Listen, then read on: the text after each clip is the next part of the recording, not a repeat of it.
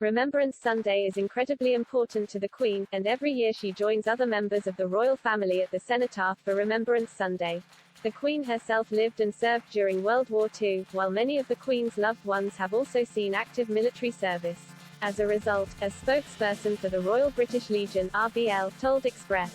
Co. UK that the Queen has a deep understanding of the precious people who serve and their families' experience.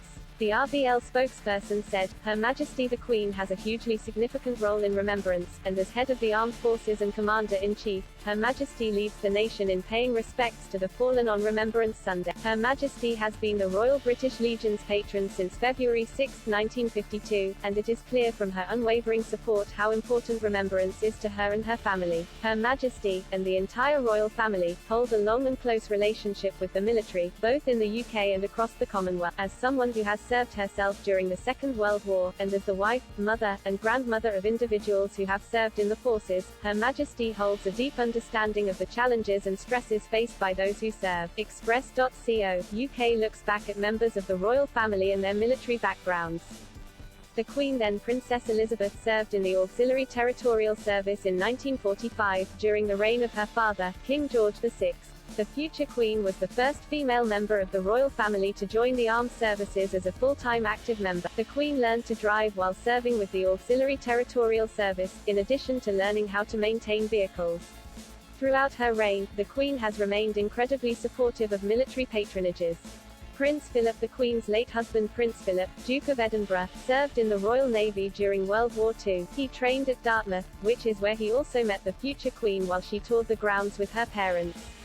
Philip rose through the ranks, becoming First Lieutenant during World War II. Philip was appointed Admiral of the Sea Cadet Corps, Colonel-in-Chief of the Army Cadet Force and Air Commodore-in-Chief of the Air Training Corps in 1952.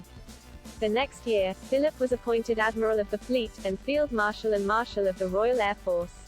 Additionally, Philip was Captain General of the Royal Marines and Colonel-in-Chief, or Colonel, of several British and Commonwealth regiments. Prince Harry, the Queen's grandson Prince Harry, served in the army for 10 years, which included 2 tours of Afghanistan. Prince Harry trained at the Royal Military Academy Sandhurst, and he eventually climbed the ranks to captain.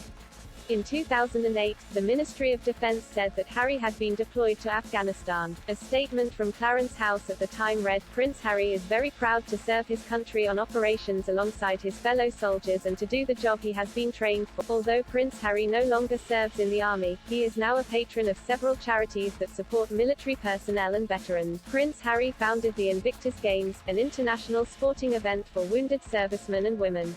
Prince William trained at the Royal Military Academy Sandhurst, and later joined the Household Cavalry, Blues and Royals, as a second lieutenant. William later trained to be a helicopter pilot with the Royal Air Force Search and Rescue Force. William dedicated more than 7 years to military service, and he later used his skills as a military helicopter pilot to join the East Anglian Air Ambulance Service.